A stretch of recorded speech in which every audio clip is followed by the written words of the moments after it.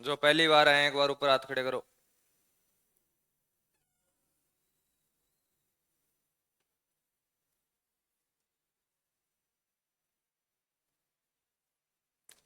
और अब वो ऊपर हाथ करो जिन्होंने एक बार इकोनॉमिक्स पढ़ रखी है, कभी भी 11th 12th कॉलेज कहीं भी पढ़ रखी है 11th 12th।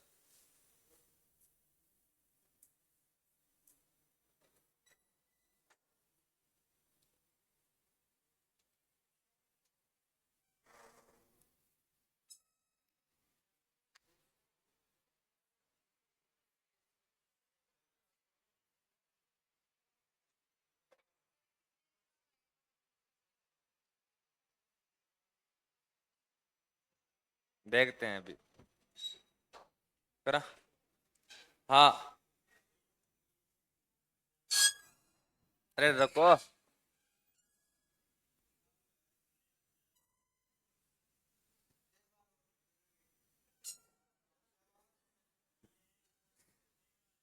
हाँ। अब ज्यादा मत करना, नहीं तुम निकालोगे ऐसी आवाज अब। हाँ रे। पहली बात तो एक बात सुन लो।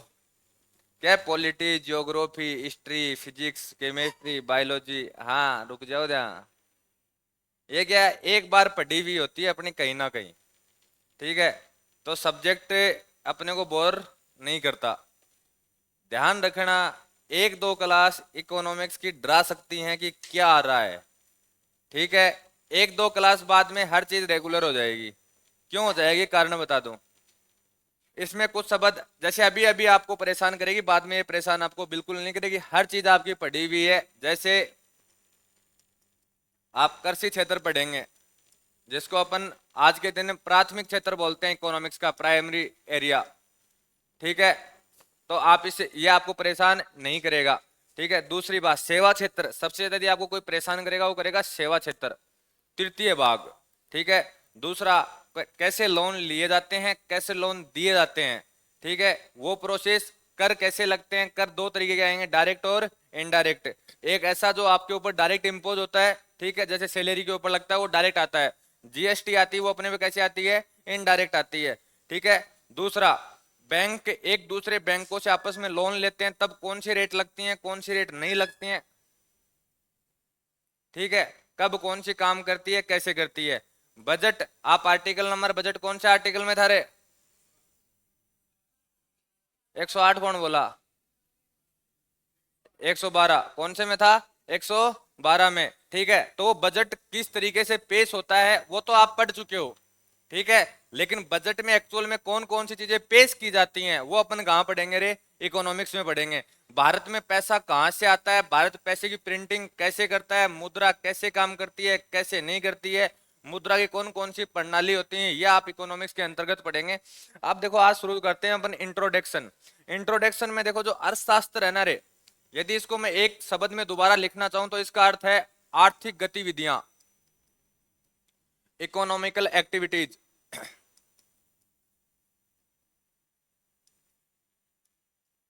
आर्थिक गतिविधियां, इकोनॉमिकल एक्टिविटीज। अब देखो, इकोनॉमिकल एक्टिविटीज की किस किस किस की होती हैं। जैसे कोई निकाय, अब निकाय का अर्थ, जैसे मान लो ये कोचिंग संस्थान है, एक निकाय है, यहाँ से आप फीस जमा करा रहे हो, वो फीस आ रही है, वो फीस आगे कहाँ कहाँ किस किस काम में लग रही है। ठीक है। ये एक निकाय है, उसका अपन जो लेन देन पढ़ते हैं वो कौन आ जाएगी आपकी आर्थिक गतिविधि में। इसके अलावा कोई कंपनी है, उस कंपनी में कौन सा प्रोडक्ट बनता है, वो प्रोडक्ट कितने का बना, उसके ऊपर क्या वैल्यूएशन आई, कौन सी नहीं आई, कंपनी प्रॉफिट में है, लॉस में है, वो कौन किस में आएगी आपकी आर्थिक गतिविधियों में। कोई भी संस्था है, ठीक है, या अब देखो, ये तीन चीज तो आप नॉर्मल बातें हैं। एक आपके आता है पूरा देश।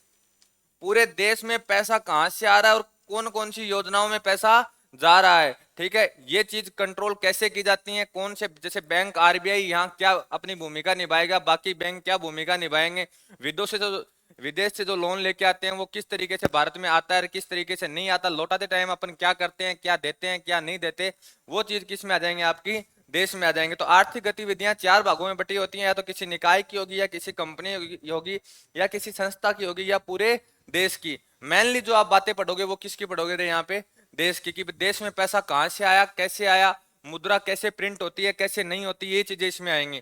ठीक है, अब देखो एक आपका जो सीपीओ क्वेश्चन आया था वो है कि अर्थशास्त्र का एक भाग होता है सामाजिक ढांचा, सोशल इंफ्रास्ट्रक्चर। ठीक है, सामाजिक ढांचा, सामाजिक ढांचे में जो इकोनॉमिक्स का सामाजिक ढांचा होता है, वैसे सामाजिक ढांचे में कौन आता है रे पॉलिटी में? पॉलिटी में कौन आएगा सामाजिक ढांचे में? सोशल में। पढ़ के आए हो ना, 3 तरीके के न्याय पढ़ के आए थे, सामाजिक, आर्थिक और राजनीतिक। सामाजिक में कौन आएगा वहां? तुम्हारा ये कॉन्सेप्ट बहुत बढ़िया है, फिजिक्स पढ़ो, केमिस्ट्री में आएंगे फिजिक्स साफ।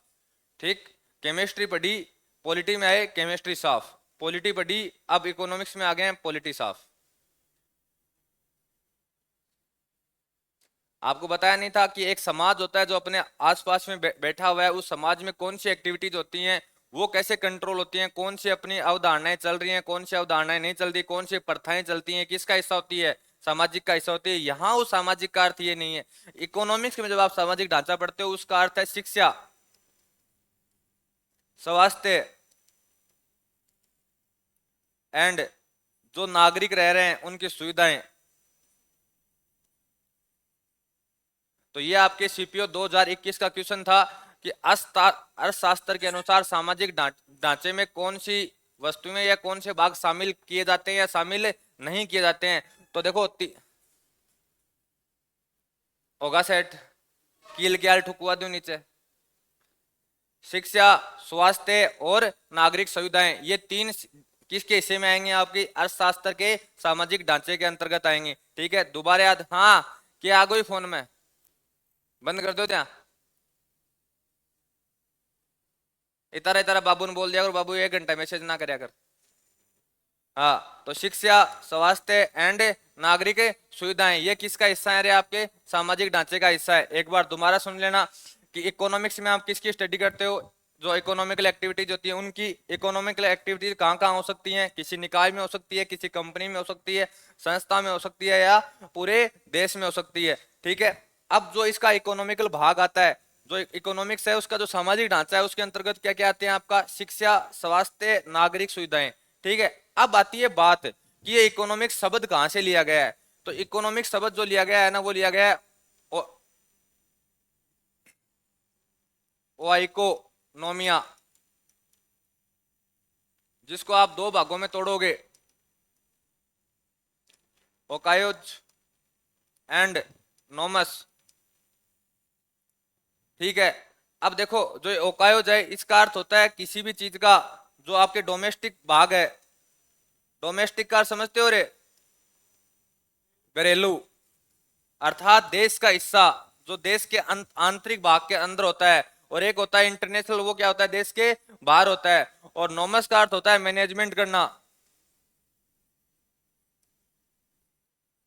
ठीक है, अर्थात घरेलू, और मैनेजमेंट का अर्थ क्या हो जाएगा? प्रबंधन। घरेलू चीजों का प्रबंधन करना क्या कहलाती है? आपकी इकोनॉमिक्स कहलाती है। क्या कहलाती है रे? इकोनॉमिक्स कहलाती है। जो इसका अर्थ निकल के आएगा वो क्या निकल के आएगा आपका? कि घरेलू वस्तुएं, कोई भी घरेलू वस्तु हो उसका मैनेजमेंट करना क्या कहलाएगा? आपका इकोनॉमिक्स कहलाएगा। इकोनॉमिक्स का इतना ही अर्थ है। ठीक है, अब देखो कुछ अर्थशास्त्र हुए हैं जिनके नाम लिख रहा हूं। पहला कार्ल मार्क्स, याद है? पहले आया था। ठीक है, लेनिन, सुना हुआ है। ठीक है, इसके अलावा एल्फ्रेड मार्शल।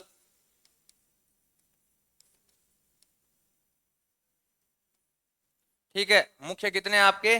3 है। ठीक है, अब देखो इन्होंने क्या क्या कहा था। जो कार्ल मार्क्स है ना, इस कार्ल मार्क्स ने एक बात कही थी कि व्यक्तियों को, जो भी व्यक्ति होते हैं एक समाज में बैठे होते हैं, उनको 2 हिसाब से आपको पैसा देना चाहिए। एक तो क्षमता के अनुसार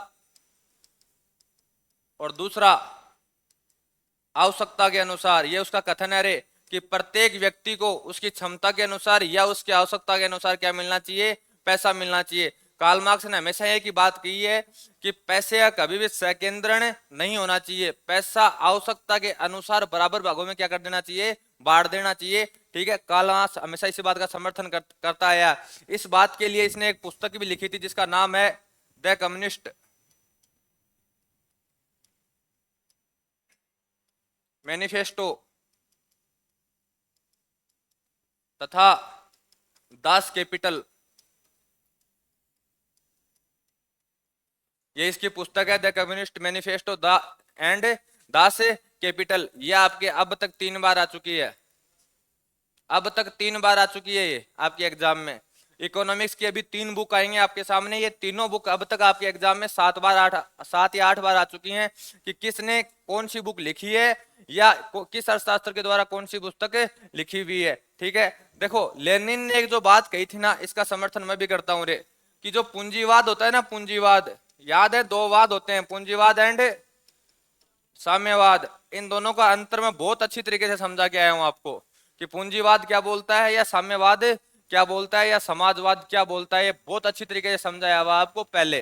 पूंजीवाद में होता क्या है, पूंजीवाद हमेशा इकोनॉमिकल तरीके से पैसे का संकेंद्रण का समर्थन करता है कि जो व्यक्ति जितना पैसा कमा रहा है उसको अपने हिसाब से अपने पास ही रखना चाहिए। लेकिन साम्यवाद क्या बोलता है कि यदि किसी व्यक्ति को जितना पैसे की जरूरत है, यदि उसकी आवश्यकता पूरी हो गई है, उसके बाद में वो पैसा उससे ले लेना चाहिए और बाकी लोगों को क्या कर देना चाहिए रे, बांट देना चाहिए। ठीक है, जो ये अवधारणा कहाँ चलती है, रूस में, यूरोप पूरी तरीके से इसी पे डिपेंड है, पूंजीवाद के ऊपर।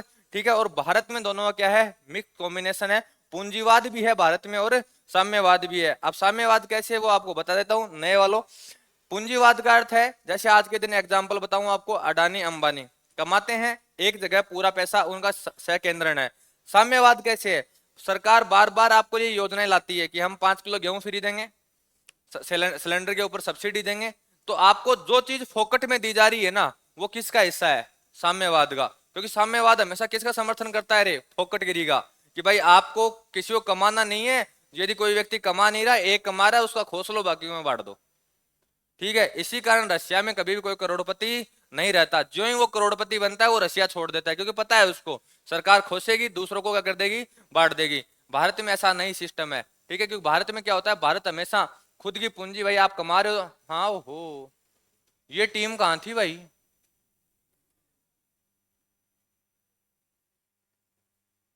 मैं तभी सोचूं क्लास में सारे कुछ कम कम लग रहे हैं मेरे को, मैन आदमी तो क्लास के थे ही नहीं। हाँ, तो देखो लेनिन ने कहा था कि पूंजीवाद है ना, पूंजीवाद वो आपको एक वक्त ऐसा आएगा कि आपको दोबारा साम्राज्यवाद की ओर ले जाएगा। अब साम्राज्यवाद का अर्थ समझे रहे आप, अपने इससे निकल के आए हैं अभी, राजाओं वाला। ठीक है, अब मैं बताऊं कैसे।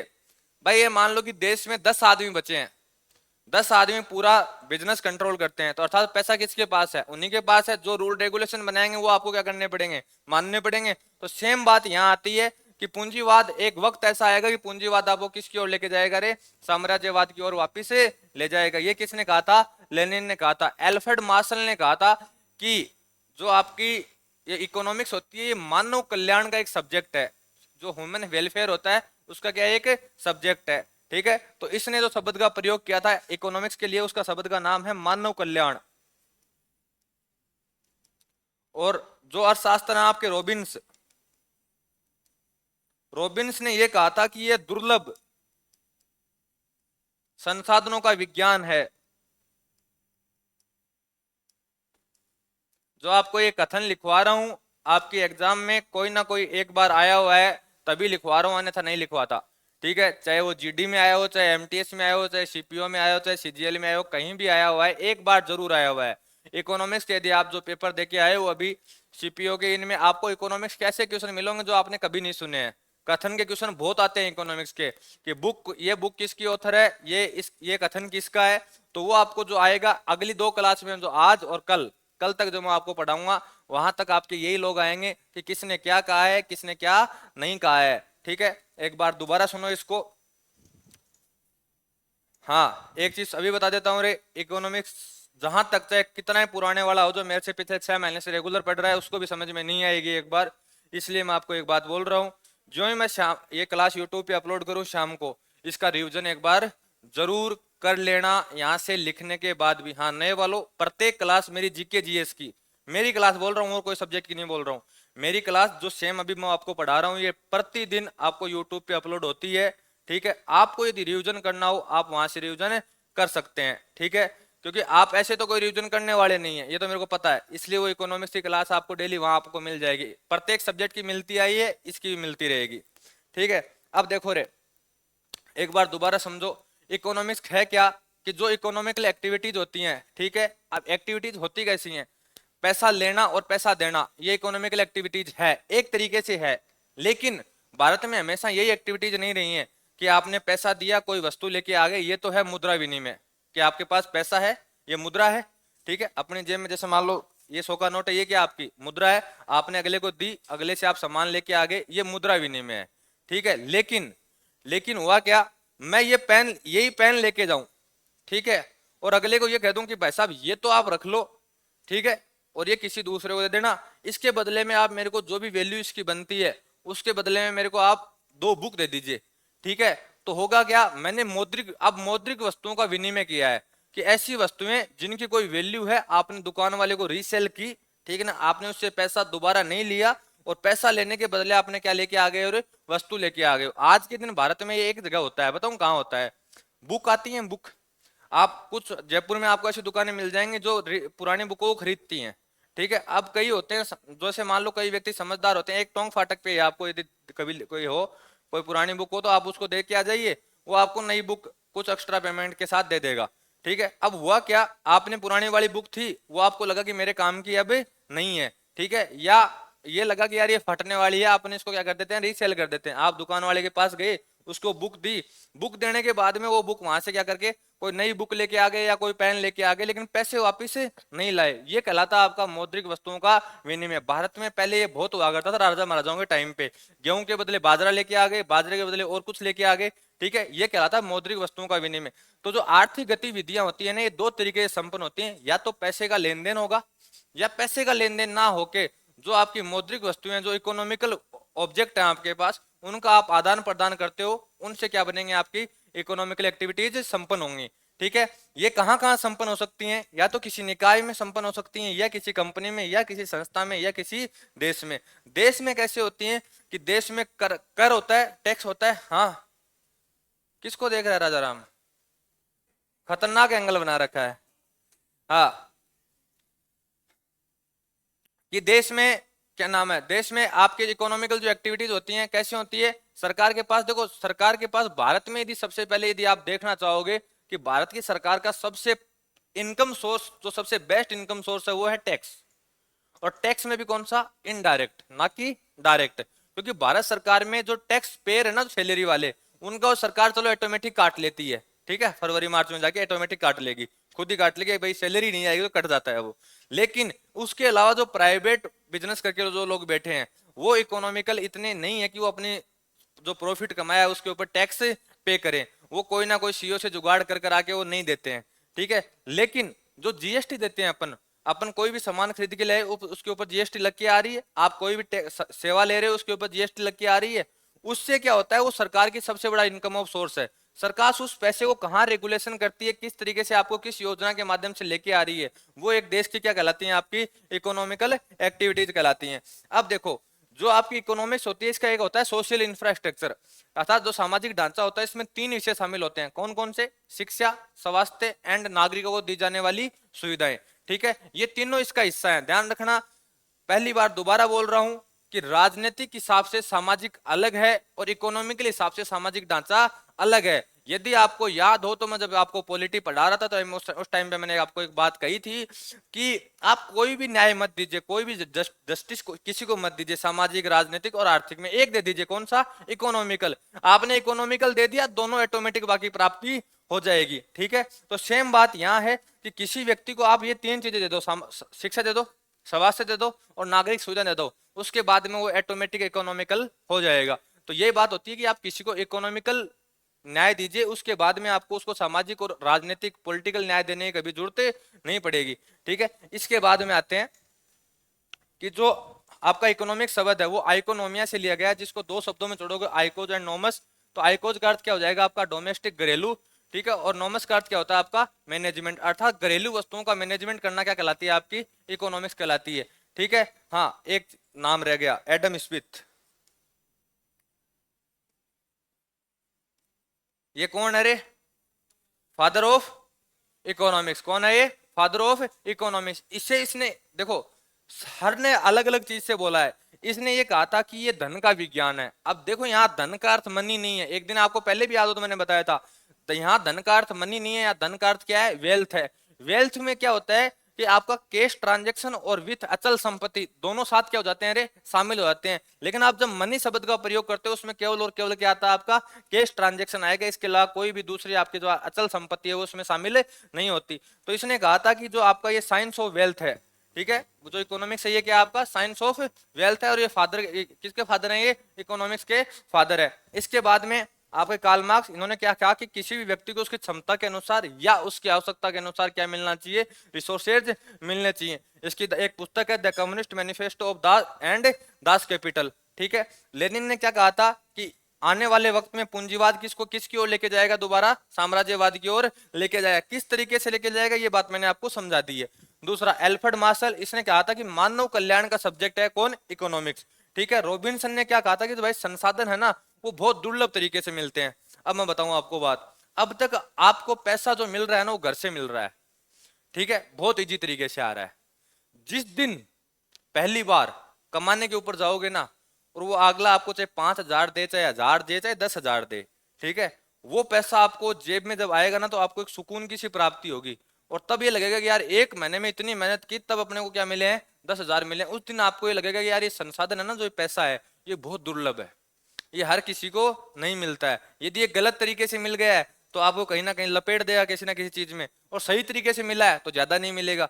तो अर्थात क्या है? बहुत दुर्लभ है, यानी बहुत रेयर केस में आपको क्या होता है? एक पैसा मिलता है, इसके लिए आपको बहुत मेहनत करनी पड़ती है। अर्थात रॉबिन्सन की जो बात कही हुई वो एक तरीके से क्या आपकी सही है कि ये दुर्लभ संसाधनों का क्या है? एक विज्ञान है, ठीक है। यहां तक की बात हो गई थी एडम स्मिथ की, मैंने आपको बता दी कि एडम स्मिथ ने क्या कहा था? इसको धन का विज्ञान कहा था। यहां तक लिख दो। चलो एक बात और कर ही देते हैं, हाँ एक बात और समझाता हूं साथ में। आगे आएंगे टाइप्स ऑफ इकोनॉमिक्स,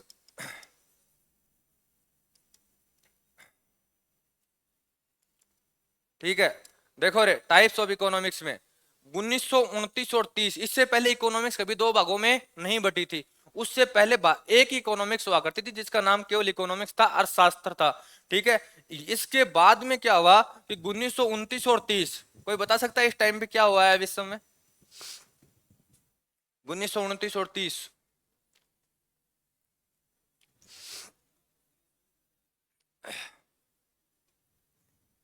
अरे कोई पॉलिटी की बात बता दो।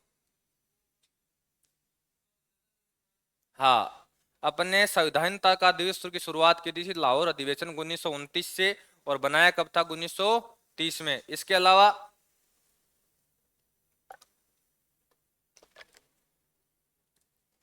इकोनॉमिकल क्राइसिस आई थी इस टाइम पे, और बहुत भयंकर आई थी। 2008 की इकोनॉमिकल क्राइसिस का नाम सुना हुआ है आपका? ध्यान रखना, जब भी इकोनॉमिकल क्राइसिस आती हैं उन देशों में ज्यादा आएंगे जो पूंजीवादी की ओर जा चुके हैं, पूरी तरीके से जा चुके हैं। अर्थात जब भी इकोनॉमिकल क्राइसिस आती हैं तो अमेरिका और यूरोप में सबसे ज्यादा क्या आते हैं? प्रभाव आते हैं, क्योंकि वहां सारा काम लगभग किसके ऊपर डिपेंड हो गया है? अरे पैसे के ऊपर डिपेंड हो गया। भारत में अब तक तो 2008 में इकोनॉमिकल क्राइसिस इतने भयंकर आए थे अमेरिका में कि अमेरिका की हालत खराब हो गई थी, लेकिन भारत के उसके ऊपर इतने प्रभाव नहीं पड़े थे, अभी भी नहीं पड़ेंगे। यदि आज के दिन भी कोई इकोनॉमिकल क्राइसिस आ जाएगा तो भी नहीं पड़ेंगे। क्यों नहीं पड़ेंगे? क्योंकि भारत में क्या गांव ज्यादा है, और गांव होने के से गांव की जो इकोनॉमी है ना वो गांव पे डिपेंड रहती है, ठीक है। वहीं से दूध ले लिया वहीं काम हो गया। गेहूं गेहूं के कोई उगा रहा है, जैसे मान लो अतुल के पास खेत है, अतुल ने गेहूं उगाए, गांव वालों को क्या है, ये मान लो उस टाइम पे किसी के पास पैसा नहीं होगा तो भी ये गेहूं दे देगा, ठीक है जब हो तब दे देना, ठीक है। तो गांव की इकोनॉमी अलग है और शहर की इकोनॉमी अलग है। इसलिए इसी टाइम देखो जो कोरोना जब आया था ना तब एक तरीके से शहरों की इकोनॉमी बिगड़ी थी, ना कि गांवों की। गांवों की इकोनॉमी तब भी क्या थी? स्टेब्लिश थी, चल रही थी। इसी कारण भारत में कभी भी जब भी इकोनॉमिकल क्राइसिस आते हैं उतने प्रभाव नहीं पड़ते। क्यों नहीं पड़ते? क्योंकि भारत की जो मेन रिसोर्सेज हैं वो कहां से निकल के आते हैं? अरे गांवों से निकल के आते हैं। मैं आपको जब प्राथमिक और द्वितीय और तृतीय क्षेत्र पढ़ाऊंगा ना उस टाइम में प्राथमिक क्षेत्र में अपन कृषि पढ़ेंगे, ठीक है। और भारत का सबसे बड़ा क्षेत्र है कृषि, जहां आपको सबसे ज्यादा रोजगार मिलता है। लेकिन आप इस बात को मानते नहीं अपन। ध्यान रखना, जिस दिन कृषि क्षेत्र खत्म हो गया ना भारत से, उस दिन लोग भूखे मरेंगे, ये रियल बात है। ठीक है, आज तक किसी बेटे किसान का बेटा किसान बनने की कोशिश कभी नहीं करता है। ठीक है, वो बात की बात है कि उनको जब ज्ञान होता है वो किसी इंजीनियरिंग कॉलेज में चले जाते हैं, आईआईटी कर लेते हैं, उसके बाद वो वहां से कोई टेक्निक सीख के किसान बनते हैं, वो बात अलग है। ठीक है, क्योंकि उनको पता चला कि यार जो अपन जिस फील्ड से गुजर के आए हैं वो फील्ड सबसे बेहतरीन फील्ड है। ठीक है, तो वो बाद में जाते हैं। आज के वक्त देख लेना, आने वाले टाइम पे लोग दोबारा कृषि की ओर जाएंगे और जाना पड़ेगा, कोई ये नहीं है। ठीक है, इसके लिए हाँ ये जरूर है कि अपने पानी की जो सुविधाएं हैं वो कम हो गई हैं, उसके लिए सरकार कुछ ना कुछ कार्य करेगी। जिसमें आपका एक ऐसे उस प्रधानमंत्री का नाम बताइए जिसने ये कहा था कि सभी नदियों को एक सेतु के द्वारा जोड़ देना चाहिए। हैं? सही बोल रहा है जो अटल बिहारी वाजपेयी। अटल बिहारी वाजपेयी ने ये कहा था कि सभी नदियों को एक साथ क्या कर देना चाहिए, एक सेतु के माध्यम से जोड़ देना चाहिए। जिससे देखो यदि ये जुड़ जाएंगे ना, उस दिन ये मान लेना कि जो बाढ़ की जो समस्याएं है ना ये समाप्त हो जाएंगी। क्यों इसका समाप्त होने का कारण बताऊं? अपने राजस्थान में नदियां कहाँ हैं? राजस्थान में ऐसे दो जिले बताइए जिनमें नदियां नहीं है। बीकानेर में नदी है, और बता दो। चूरू, और एक अभी बनाया नया, सिक्कर। देखो जो कांतली नदी होती थी ये पहले नीम का थाना से निकलती थी। नीम का थाना किसका हिस्सा था? सिक्कर का था। ठीक है, अपने आसपास के इलाकों का नॉलेज रखा करो थोड़ा बहुत तो। ठीक है, आने वाले एग्जाम में क्या है, इंटरव्यू चालू हो गए ना तो सबसे पहला क्वेश्चन आपके आसपास के इलाके का ही आएगा आपके सामने, तो ये चीज आपको ज्योग्राफी की स्ट्रक्चर पता होनी चाहिए। आज के दिन एग्जाम दो दो आंसर है इसके, सिक्कर एंड चूरू। जो ये कांतली नदी जाती है ना खंडेला की पहाड़ियों से निकल के, ये नीम का थाना होते होते उस साइड जाके चूरू के बॉर्डर से 10 किलोमीटर पहले रुक जाती है, चूरू में एंटर नहीं करती है। तो अब नीम का थाना किस में चला गया, अलग डिस्ट्रिक्ट बन गया, तो सिक्कर में कोई नदी अब नहीं है। तो दो दो आंसर हो गए। तो देखो रे 1929 और 30 में क्या हुआ था, यूरोप और अमेरिका में क्राइसिस आए थे। ठीक है, इकोनॉमिकल महामंदी आई थी बहुत भयंकर। उसके बाद में क्या हुआ, यूरोप वालों ने दिमाग लगाया, बोले ऐसे तो अपनी पार नहीं पड़ने वाली है। इसलिए इन लोगों ने इकोनॉमी को दो भागों में बांटा, पहली बाटी माइक्रो और दूसरी बाटी मैक्रो।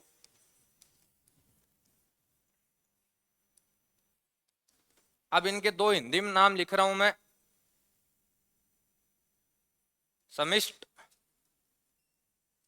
एंड वैशिष्ट। समझने की कोशिश करो रे। वे खर्चा मत करना, वे के आगे एक शब्द जोड़ो, व्यक्ति।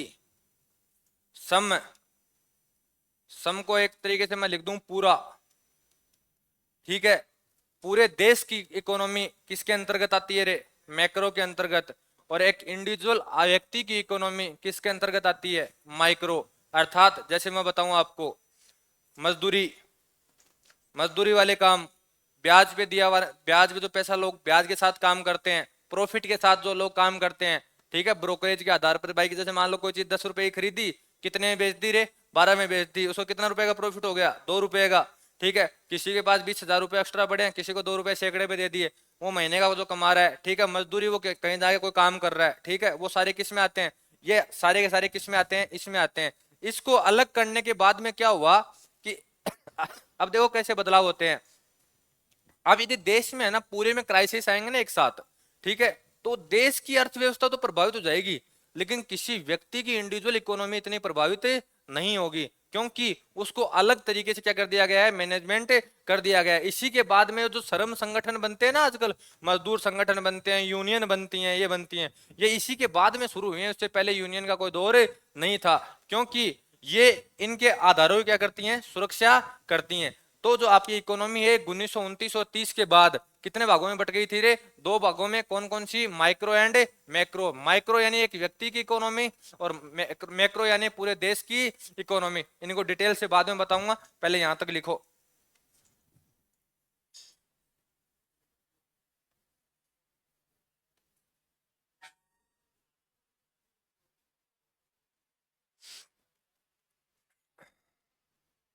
हाँ रे, एक बार दोबारा सुन लो। अर्थशास्त्र आर्थिक गतिविधियों के अध्ययन का एक विषय है जिसके अंतर्गत किसी भी निकाय, संस्था, कंपनी या देश की आर्थिक गतिविधियों का किया जाता है, अध्ययन किया जाता है। ठीक है। अर्थव्यवस्था के सामाजिक बुनियादी ढांचे में कितने घटक शामिल होते हैं? शिक्षा, स्वास्थ्य एंड नागरिकों को दी जाने वाली सुविधाएं। ठीक है। आर्थिक गतिविधियां किसे कह सकते हैं? वे गतिविधियां जो मुद्रा यानी पैसे से या मौद्रिक वस्तुओं यानी वस्तुओं के आदान प्रदान से क्या होती हैं और संपन्न होती हो। ठीक है, क्या कहलाती हैं? आर्थिक गतिविधियां इकोनॉमिकल एक्टिविटीज कहलाती हैं।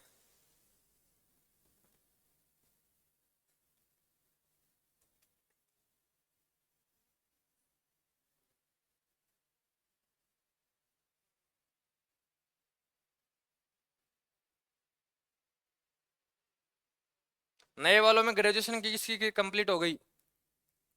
जो इस साल थर्ड ईयर में है या ग्रेजुएशन कंप्लीट हो गई, वो कौन कौन है? एक आप ही हो, और कोई नहीं है?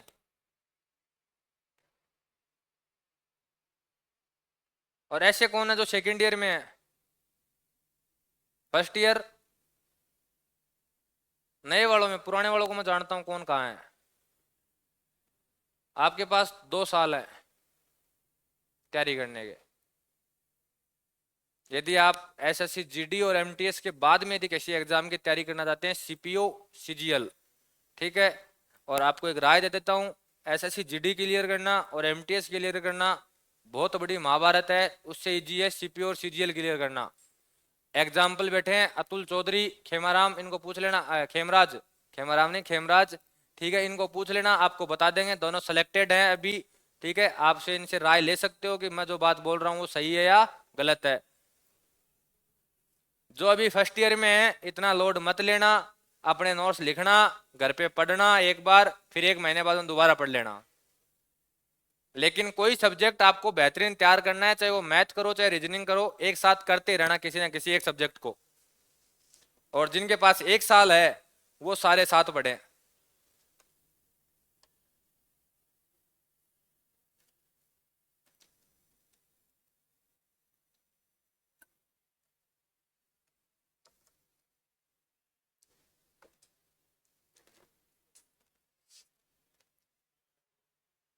लिख दिया रे?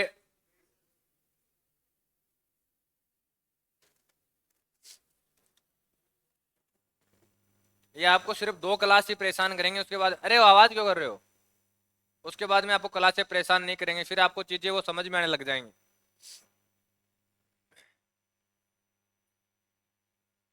और ये जयपुर के इतिहास में तो आज पहली बार ही होगा कि कोई सब्जेक्ट आपको पूरा इकोनॉमिक्स के रूप में पढ़ाया जा रहा है। नए पीडीएफ मिलती हैं और बच्चे घर पे पढ़ते हैं, जिनको उनको को समझ में आता नहीं है। मैं बड़ी से बड़ी कोचिंग का नाम ले रहा हूँ इसके साथ। हाँ, जो आरएस और आईएएस की तैयारी करते हैं उनको छोड़कर।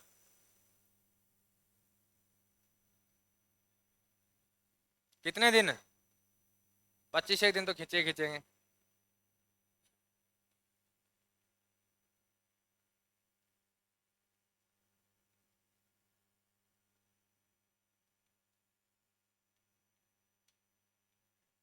आज तुम तीनों को जोर आ रहा होगा लिखने में। अतुल को भी आ रहा है। क्या है, पहले पीडीएफ मिल जाती है तो पहले पीडीएफ से लिख लाते हो, इस बार नहीं मिली है। मिल जाएगी, 2-3 दिन का वेट करो। लिख लिया? हाँ रे, लिख लिया।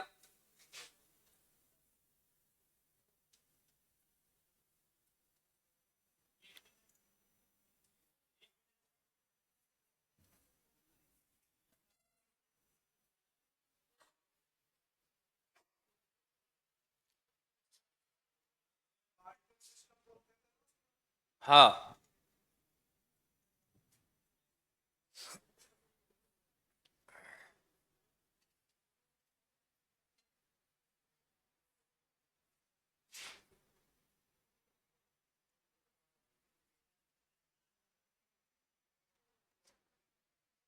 देखो रे, ये अर्थ ऐसे हैं, इस ओकाइज का अर्थ है डोमेस्टिक और नोमस का अर्थ क्या है आपका?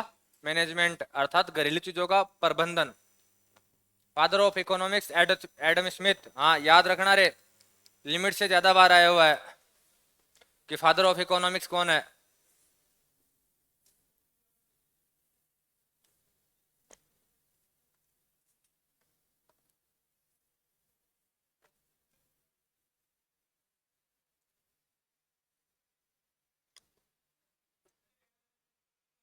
हम्म। आ जाएगी, 2 मिनट रुक जा। जो आपको माइक्रो इकोनॉमी पढ़ाऊंगा ना, उसका फादर भी एडम स्मिथ ही है।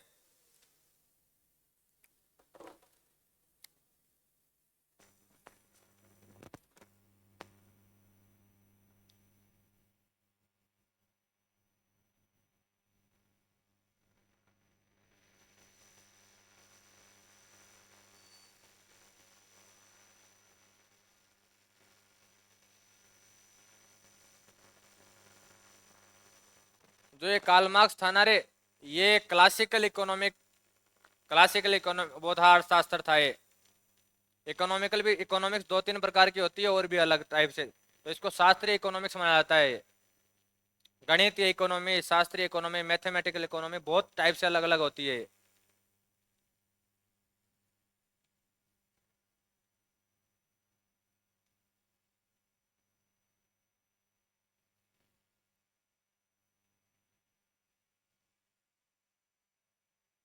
जिसको सीजीएल इसी साल का निकालना है, उसके लिए सबसे बड़ा हथियार है इकोनॉमिक्स, अभी बता रहा हूँ।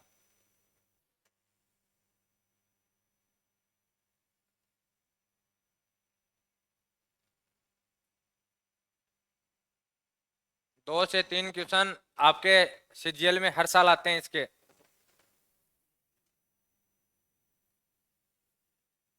जो 95% बच्चे या तो छोड़ के आते हैं या गलत करके आते हैं।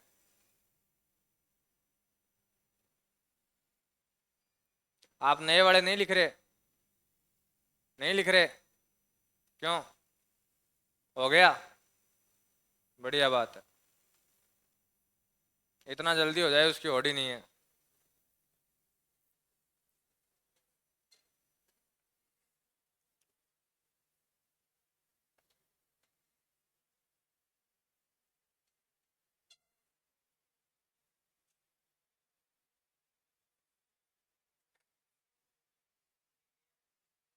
लिख दिया?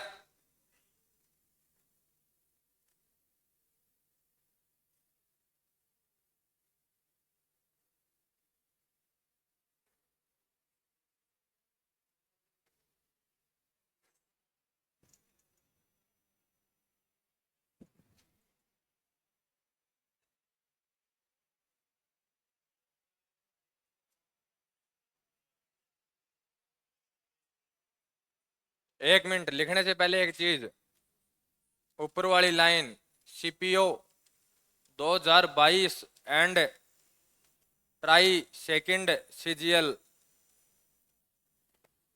दोनों में डिटो क्वेश्चन था। क्वेश्चन क्या था वो सुन लो पहले। यही सारे के सारे अर्थशास्त्री एक ही नाम लिखे हुए थे। पहला था जेबीसी, दूसरा था David Ricardo, Thomas R Malthus, Karl Marx, John Stuart Mill. ये वे अर्थशास्त्री हैं जो क्लासिकल है।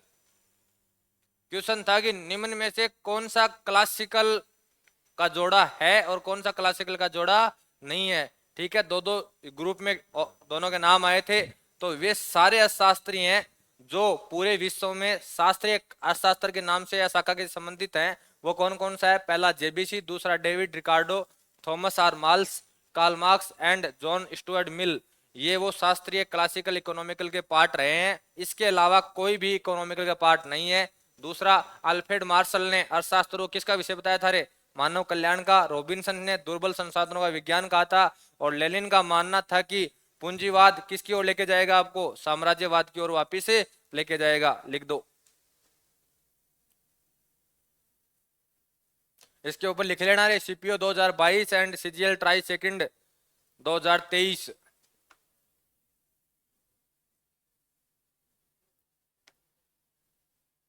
वो बुक लाइए प्रिया।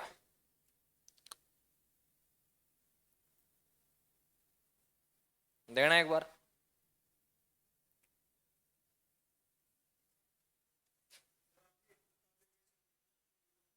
अरे वो बंद हो गई या यहाँ आती नहीं है। लेकिन उससे यदि वो बुक मिल जाए ना, पुरानी भी मिल जाए, तो लेके जरूर आना, क्योंकि सबसे पुराना ऑथेंटिक उसी के पास है।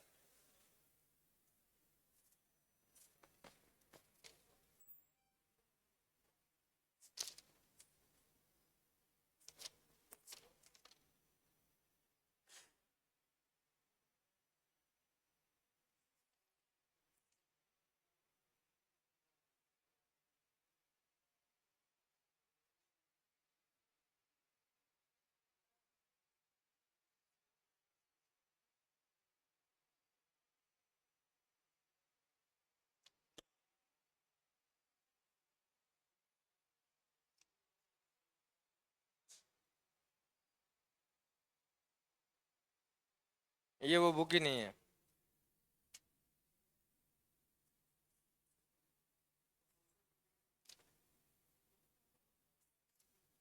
इसमें 2018 के बाद ही क्वेश्चन है।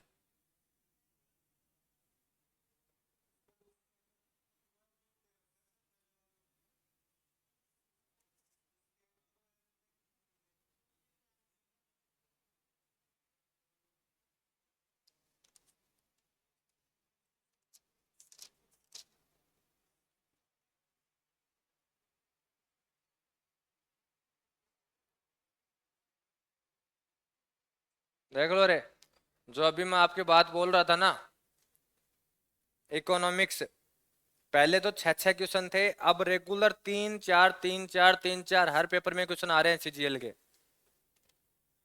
और इसमें सीजीएल का ही दे रखा है और किसी का दे भी नहीं रखा है।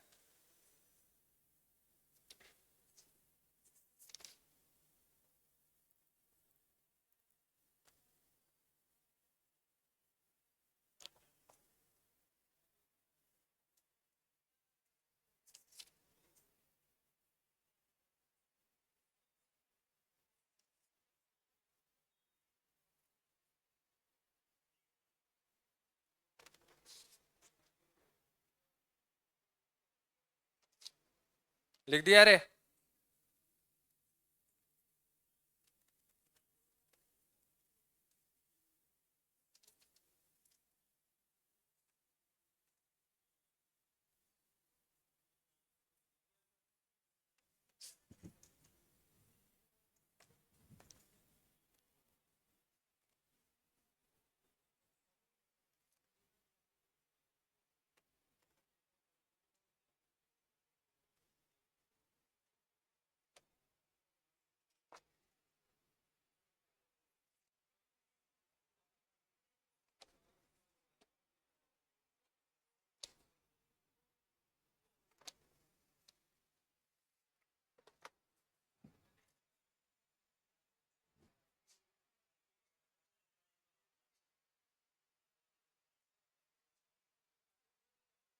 हाँ रे, कार्ल मार्क्स की ये बुक याद रखना रे, the communist manifesto of the और दास कैपिटल।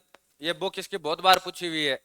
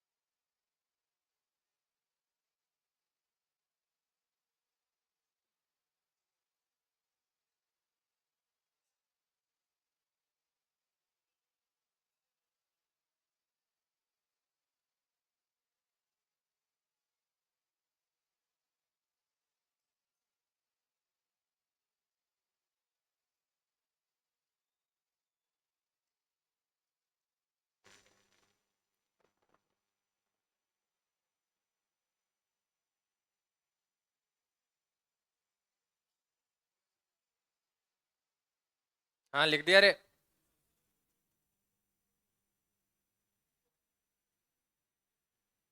ये लाइन याद, ये सन याद रखना रे। कई बार कथन के ऊपर क्वेश्चन आते हैं, तब ये क्वेश्चन आ सकता है कि 1929 और 30 में अमेरिका और यूरोप के में आर्थिक महामंदी आई थी। तो आपको पता होना चाहिए कि हाँ आई थी इस दौर में आर्थिक महामंदी। दूसरी बार तीसरी बार आने को तैयार है, कभी भी आ सकती है।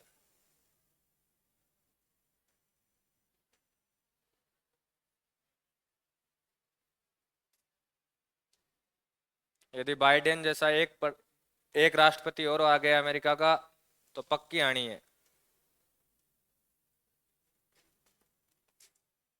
लिख दिया भाई।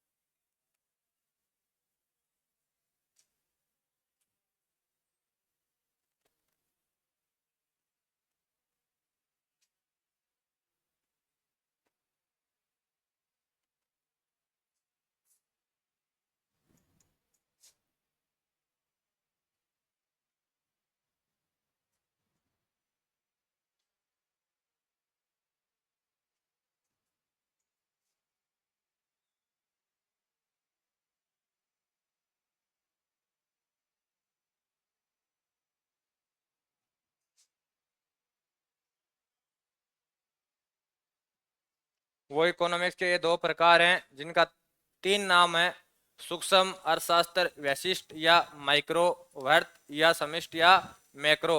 और इन दोनों शब्दों का प्रयोग करने वाले का नाम है रागनार एंटिन किटल फ्रिक्स। ठीक है, ये तो इसका पूरा नाम है यहाँ तक। और ये कहाँ का था रे? नॉर्वे का था, तो इसको नॉर्वेजियन अर्थशास्त्री बोलते हैं। इसने माइक्रो एंड मैक्रो इकोनॉमिक शब्दों का क्या किया था रे? प्रयोग किया था। रागनार एंटिल किटल फ्रिक्स। एक नाम याद रख लो, रागनार, बाकी छोड़ दो। अब तक आया हुआ तो नहीं है कहीं भी कि लेकिन क्या पता पूछ ले।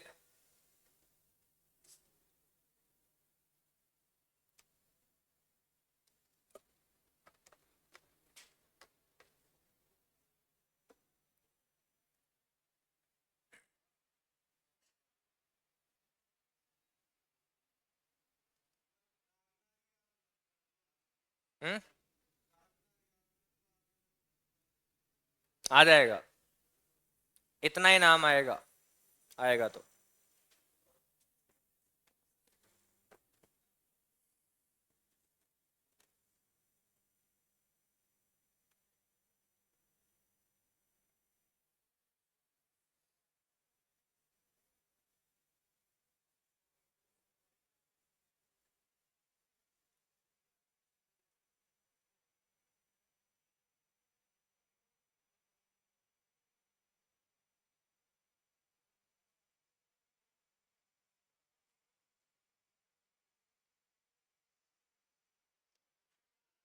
आप यदि राजस्थान के एग्जाम दोगे ना आज के दिन, आज के दिन तीन एग्जाम तो ऐसी हैं जिसमें पॉलिटी को हटा के इकोनॉमिक्स जोड़ा है राजस्थान ने।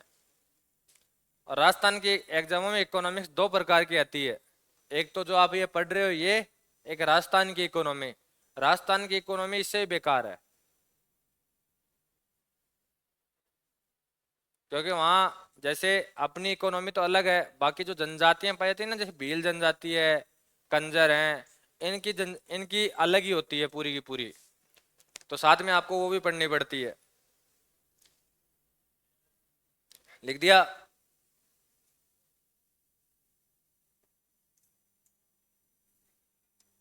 देखो रे, विशिष्ट या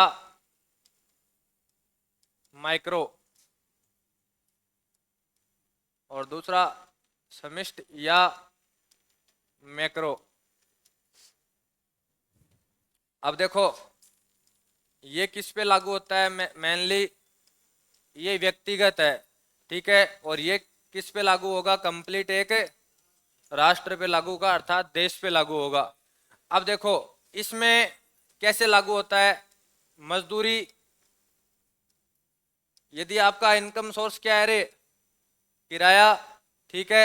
इसके बाद में ब्याज, या आपका कोई लाभ है, ठीक है। इसकी तरह से किस तरीके से हो जाता है? आपका व्यक्तिगत हो जाता है। इसमें पूरे राष्ट्र का पैसे का लेन देन किस तरीके से काम करता है, राष्ट्र में मांग किस चीज की है, उसकी आपूर्ति कैसे की जा रही है, और उसमें सरकार क्या कर रही है, यहाँ सरकार का कोई लेना देना नहीं होता। इस काम में व्यक्तिगत वाले में सरकार का इतना कोई प्रभाव नहीं होता। सरकार किसको संभालेगी, समिष्ट वाले को। इसके निर्णय किस कैसे होते हैं रे, सारे के सारे व्यक्तिगत होते हैं। व्यक्तिगत निर्णय, व्यक्तिगत मांग और व्यक्तिगत ही आपूर्ति। अब देखो कैसे, आपको कोई चीज चाहिए, ठीक है, आपने गांव में किसी को पूछा, बोले भाई तेरे पास ये चीज है, बोले है, ठीक है यार मेरे को दे दे, तेरा जो खर्चा बनता है वो तू ले ले, हो गया। तो आपका काम व्यक्तिगत था, आपने किसी दूसरे व्यक्ति से बात की, उसकी आपूर्ति आपने किसी दूसरे व्यक्ति से कर ली। लेकिन यहां मांग और आपूर्ति का खेल पूरे विश्व में चलता है, ठीक है। यदि यहां मांग बढ़ गई और आपूर्ति क्या हो गई रे, कम हो गई, तो पूरे देश में क्या बढ़ जाएगी, महंगाई। लेकिन व्यक्तिगत मांग बढ़ गई और व्यक्तिगत आपूर्ति बढ़ गई, इससे कोई फर्क नहीं पड़ने वाला है, ठीक है। दूसरी बात, यदि मांग कम हो गई आपूर्ति बढ़ गई तो महंगाई क्या हो जाएगी, कम हो जाएगी, ठीक है। अब देखो दूसरी बात, एक चीज दिमाग में आज फिट कर लेना रे, बार बार एक लाइन आएगी आपके कि सरकार बीच में आ गई, सरकार ने ये काम कर दिया। जब भी मैं आपको इकोनॉमिक्स में ये कहूं कि ये कार्य सरकार अपने खर्चे पर व्यय करती है या सरकार अपने व्यय के द्वारा उसे क्या करती है रे, कंट्रोल करती है, अर्थात सरकार उस चीज की मांग को या उत्पादन क्षमता को क्या कर रही है रे, बढ़ा रही है। जैसे आज के दिन अब देखो दो चीजें के मांग अभी सबसे ज्यादा भाव बढ़ रहे हैं, किसके, टमाटर और प्याज के। टमाटर के भाव सरकार कंट्रोल नहीं कर पा रही है, कारण बताता हूं क्यों नहीं कर पा रही है, प्याज के क्यों कर पा रही है। प्याज है, सुन लो, प्याज है, ठीक है, भारत का उत्पादन क्षेत्र है, जितना तो भारत से होना था उतना तो हो गया, भारत में कम है, आपने वियतनाम से मंगा लिया, ठीक है। अब प्याज एक ऐसी चीज है कि जो इतनी जल्दी खराब नहीं होता है, आप उसको ट्रांसपोर्ट करके एक जगह से दूसरी जगह ले जाने में यदि आप 5-7 दिन भी निकाल रहे हो तो वो प्याज इतनी जल्दी खराब नहीं होगा, उसका स्टोर बचा रहेगा, ठीक है। तो सरकार ने बाहर से अपने खर्चे में क्या किया, प्याज मंगा लिया, सरकार खुद प्याज बेचने लग गई, बोले मैं प्याज बेच रही हूँ 30 रुपए किलो, 30 रुपए किलो सरकार बोल रही है अपनी दुकानों पे, ठीक है। तो अब एक बात तो, कोई दुकान वाला 50 रुपए किलो बेचेगा, आप लेने जाओगे, नहीं लेने जाओगे ना, क्योंकि सरकार आपको कितने में दे रही है, 30 रुपए में। अर्थात सरकार ने क्या कर दी, मांग को कंट्रोल कर दिया और आपूर्ति बढ़ा दी, ठीक है। अब होता क्या है, टमाटर जैसी चीजों का कंट्रोल क्यों नहीं होता, पता चला वियतनाम से मंगा रहे हो, कंटेनर भर के मंगाया, वो पहले ही निपट गया, पहुंचा ही नहीं, ठीक है। जिनको थोड़ा बहुत सब्जी की लाइन का नॉलेज है ना, उनको इन चीजों का पता होगा। आपने पुणे से ज्यादा अपने जो टमाटर आता है वो महाराष्ट्र से आता है, पुणे बेल्ट से आता है, ठीक है, वहां से यहाँ तक लाने में वो आधा से ज्यादा खराब हो जाता है, ठीक है। आप ना मार्केट में सब्जी लेने चले जाना कभी, और टमाटर को नीचे नीचे डालना और उसके ऊपर आलू प्याज घियार फियार सब डाल लाना, टमाटर जिंदा रह जाए तो मेरे को बता देना, टमाटर कहेगा आई एम डेड, ठीक है, सीधी सी बात है। तो ये काम है, इसलिए सरकार टमाटर के भाव को कंट्रोल नहीं कर पा रही है। अब देखो मैं आपको एक बात ये क्यों समझा रहा हूं एग्जाम्पल देके, मैं सीधी सी एक बात आपको कह दूं, सरकार हमेशा उन्हीं कामों में अपना पैसा लगाएगी जिसका ट्रांसपोर्ट कम से कम कितने दिन के संपन्न हो सके, 5-7 दिन में संपन्न हो सके, और कंट्रोल करेगी। सरकार गेहूं क्यों खरीदती है, आपको पता है, सरकार गेहूं खरीद के जो एफसीआई वाले गोदाम है, आप यदि इस रोड से आगे जाओगे आपको एक एफसीआई का गोदाम मिल जाएगा यहीं, यदि आप इस साइड जाते हो, देखा आपने कभी एफसीआई गोदाम यहाँ पे एक, ठीक है। इसमें सरकार गेहूं क्यों रखती है, गेहूं और चावल क्यों रखती है, मूल मांग है व्यक्तियों की, जिंदा रहने के लिए क्या चाहिए, गेहूं और चावल चाहिए। यदि इसको सरकार ने खरीदना जिस दिन बंद कर दिया ना, मैं एक बात बता रहा हूं आपको, जैसी गंवार के साथ हालत हुई थी ना एक बार, यदि आपको पता तो 2011 के आसपास गंवार 1 लाख चला गया था 1 क्विंटल, ठीक है।